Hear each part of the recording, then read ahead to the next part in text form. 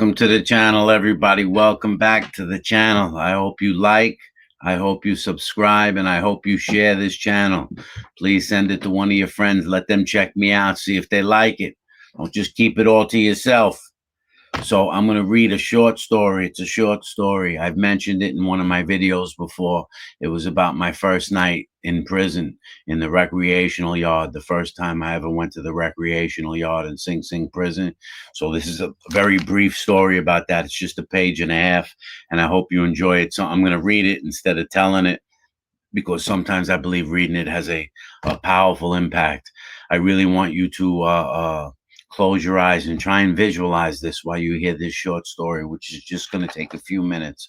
Close your eyes and visualize stepping into the maximum security prison yard for the first time, your first time in prison. You don't know what's going on, and you're stepping out into that recreational yard where there's 200, 250 guys. Here goes. January 13th, 1999, about 9 p.m., Sing Sing Maximum Security Prison, A Block Recreation Yard, baked. For you squares, that means I'm stoned, high, I'm twisted. It's my first night in the big house, which stands massively in Ossining, New York. Visually, it's a haunting structure. As I stare at the old, decrepit, and crumbling red brick death house where 614 human beings were fried in the electric chair named Old Sparky, I think of my own grandfather Angelo, who met his fate in that very same room in 1958. Being in the same prison 41 years later makes me feel as if I am insanely trapped in the Twilight Zone. But maybe it's just the hydro weed I finished smoking. Some fluorescent green bud with orange hairs and covered with crystals of THC. As I sit with my fellow prisoner Terry, the freezing January wind is blowing from the Hudson River directly north into the yard, which is constructed of rock-hard dirt. The entire yard and the prison itself was blasted out from the side of a mountain and built inside the remaining hole. There are rocks and pieces of old brick laying inside of the recreational yard. The night has come, and dim lighting leaves pockets of darkness in every corner. There are men in the weight pile working out. Other prisoners watching television as they stand in front of the screen bundled up in thermals, hooded sweatshirts, jackets, gloves, and hats. Other prisoners are just walking around the yard, getting drunk and stoned. As we're sitting at the small, gray, paint chipped table, I am so cold my hands are literally turning shades of purple and blue. Due to the fact I just arrived in prison hours earlier, I do not have any personal clothes, and prisoners are permitted to have.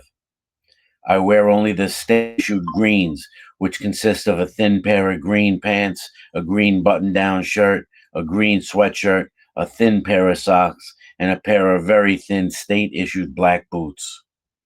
It's the similar look to a sanitation worker, I guess. The marijuana Terry and I just finished smoking, I brought with me when they transferred me in, wrapped in plastic wrap, placed in a rubber glove from medical department, tied in a knot, then hidden up my ass for transportation. I explained to Terry that I must go use the phone and let my family know that I had just arrived, that I was just transferred in, to let them know that I was now in Sing Sing. I walk over to the old death house that has been transformed into the prison's vocational building and spot 8 phones lined up against a red brick wall. The phones are behind a ragged and broken chain link fence with a corrugated plastic cover to provide some shelter from the elements. I enter the area and walk to the only open phone, pick up the receiver, place my back against the wall. I begin to enter my identification number and call my mother, but it's busy. I then call my father, a retired New York police lieutenant who now resided in Florida. "Hey, Dad, how you doing?" "Okay, Fish, did they transfer you yet?" he asked. I cannot find it in my heart to tell him that they moved me to Sing Sing, the place his own father was put to death, the place he visited his father every Sunday on death row as a 12-year-old boy. I'm at 354 Hunter Street, Dad. There was complete silence. The address of the prison did not slip past him for a second. I will never visit you there, son. Never. I know, Dad. I don't expect you to. I kept the conversation brief and then told him I would contact him during the week. I then attempted to call my mother again, and she answered. Hey, Mom, they moved me to Sing Sing. I'm okay. I just arrived and wanted to let you know where I am. Do you need anything? She asked me. Is there anything I can do? Are you okay? The sound of my mother's voice eased the tension and the tremendous amount that was etched deep into my spirit and soul. I'm fine, Mom. I love you. Thank you. I will call you tomorrow and let you know what's going on. But before I hung up, I sensed some tension around me. I did not need to be an old timer in prison to sense this. I grew up on the streets with wise guys, in and out of various institutions my entire life. Something was about to go down. At that moment, a black guy with the top of his winter cap cut out and pulled over his face like a ski mask entered the phone area and stopped at the prisoner on the phone just prior to me and slammed a 12-inch piece of sharpened steel as thick as a ruler into the center of his back. The force it was pushed with caused the steel to exit from the center of his chest, piercing his heart. The attacker just turned around and walked away without saying a word from start to finish. The victim dropped like a bag of cement on the frozen ground, groaned and squirmed for a few seconds as the blood was pouring from both the entrance and the exit wound. He was less than 3 feet away from me. At that moment, as he lay on the ground dying, an officer who actually witnessed the attack started yelling at the attacker, "Get on the ground! Drop the knife and get on the ground now!" The prisoner cooperated. He dropped the knife and laid on the ground face first with his arms behind his back in the position as if he were ready to be handcuffed. 2 officers, 1 male and 1 female, arrived first, and they handcuffed the prisoner.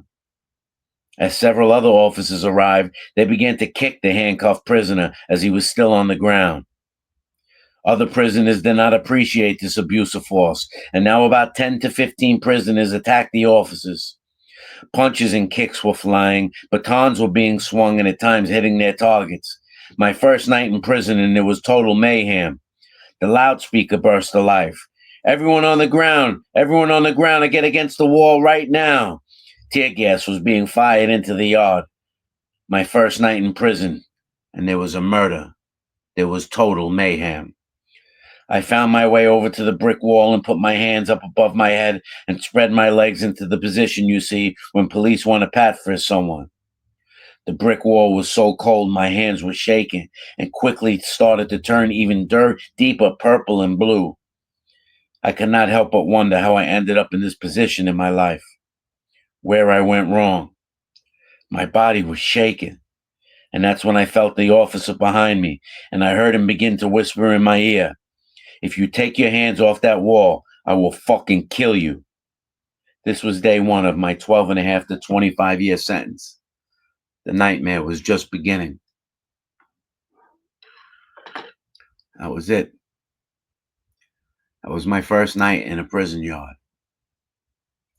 I had been in the prison for about 3 days prior to that incident, but I was confined to my cell because when you get to a maximum security prison, they keep you in your cell for the first few days until a sergeant gives you clearance to go into the population.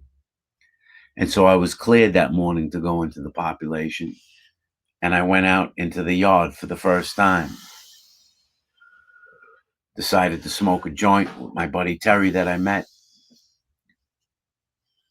And then several minutes later, I'd be standing next to a guy who would get murdered. It's something I will always remember. Something I will never forget. It was intense.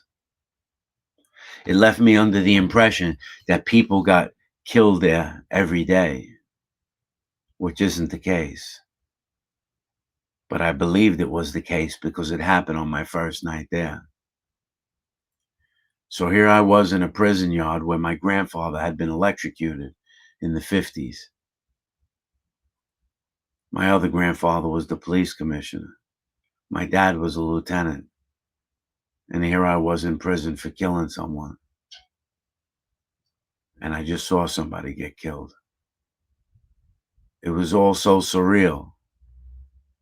I knew I had up to 25 more years to serve because that was day one.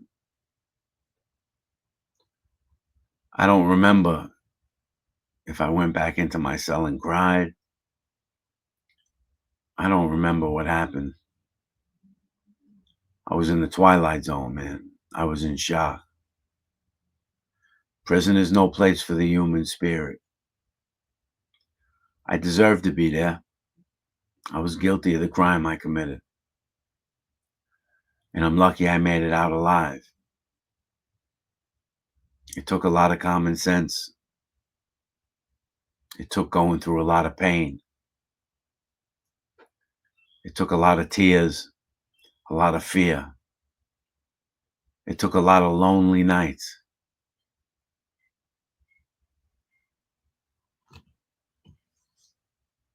It was rough.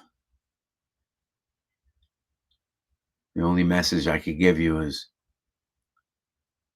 try to live as correctly as possible. Try to do the right thing. Because as I said, it's really no place at all for the human soul, man. It's really torture on you mentally and emotionally. That was my first night in the Sing Sing prison yard.